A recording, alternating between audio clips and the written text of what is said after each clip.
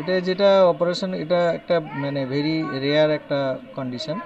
এটা সাধারণত খুবই কম পাওয়া যায়, মানে পাওয়া যায় নাই বলে। আমার মোটামুটি ধরুন 15-20 বছরের অভিজ্ঞতাতে আমি এই প্রথমবার পেলাম, এর आगे আমি কোনোদিন পাইনি। बंगाली नहीं है, कोई बताएगा नहीं मेरे मम्मी पापा को, क्या बताएगा? भैया जो है नहीं, डिलीवरी कराने को मैं अपने यहाँ भी करा सकता हूँ, इसी वजह से यहाँ कराया हमें।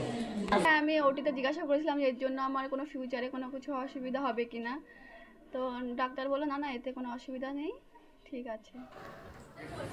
বিরল এক অস্ত্রোপচার করে সুস্থ শরীরে মা ও সন্তানকে বাড়ি ফেরালেও অবাক চিকিৎসকেরা। একটি নয়, পুত্র সন্তানের জন্ম দেওয়া মায়ের দুটি জরায়ু। অস্ত্রোপচারের সময় যা দেখে রীতিমতো অবাক অপারেশন থিয়েটারে থাকা চিকিৎসক ও নার্সরা।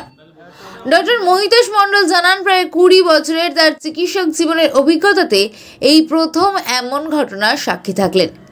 একজন মহিলা সাধারণত একটি জরায়ু থাকে, তবে বনগাঁর আনারপুকুরিয়া এরেপোতা বাজার এলাকার বাসিন্দা পূজা বিশ্বাস সন্তান সম্ভব অবস্থায় গত 19 তারিখ বনগাঁর বেসরকারি এক নার্সিংহোমে ভর্তি হন। সেখানে অস্ত্রোপচারের সময় চিকিৎসকেরা লক্ষ্য করেন মায়ের দুটি জরায়ু রয়েছে, একটিতে সন্তান রয়েছে, অপরটি মূত্রথলির আড়ালে ঢেকে গিয়েছিল বলেই চিকিৎসকেরা জানান। তবে দুটি জরায়ুর মুখও আলাদা, গঠনগত পরিবর্তন রয়েছে জরায়ুর ক্ষেত্রে বলে জানিয়েছেন চিকিৎসক মহিতোষ মণ্ডল।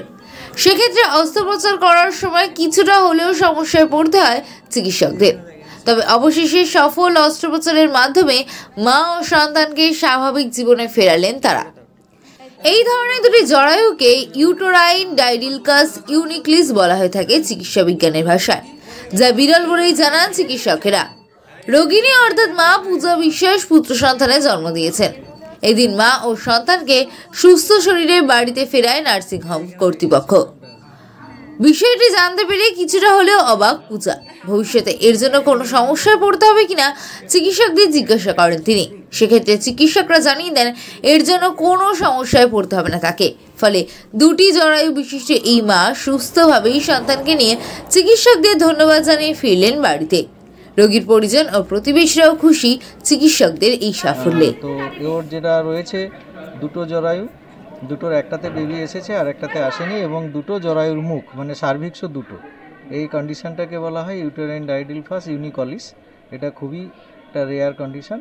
তো যাই হোক, মোটামুটি মা আমার দুটো জরায়ুর নারী ভালোভাবে অপারেশনটা করেছে, আমি এখন সুস্থ আছি, ভালো আছি আর সুস্থভাবে বাড়িতে ফিরে যাচ্ছি। বাচ্চা এখন দুজনেই অপারেশনের পরে সুস্থ আছে, ভালো আছে আর কি। অস্ত্রোপচারের সময় কি কোনো সমস্যা কি?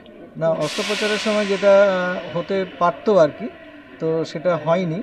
তার কারণ হচ্ছে জরায়ু প্রথমটা যেটাতে বেবি ছিল, বেবিটা বের করতে একটু অসুবিধা হয়েছিল, কেন এই জরায়ুটার শেপটা একটা অদ্ভুত ধরনের ছিল, এবং যেটাতে বেবি আসেনি সেটা পেচ্ছাপের থলির তলায় ঢেকেছিল আর কি, এবং ওমেন্টাম বলে একটা যে জিনিস থাকে তার তলায় ওটা ঢাকা পড়েছিল, ফলে সেটা সহজে প্রথমটা পাওয়া যায়নি, পরে সেটা পাওয়া গেছে।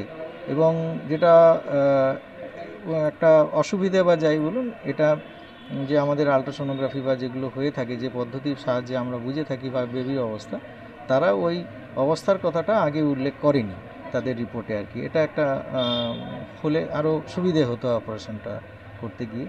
তো যাই হোক, অপারেশনটা মোটামুটি ঠিকঠাকভাবে করা গেছে। সময় তো প্রেশারও বেশি ছিল। হ্যাঁ, উনি প্রেশার বেশি নিয়েই ভর্তি হয়েছিলেন।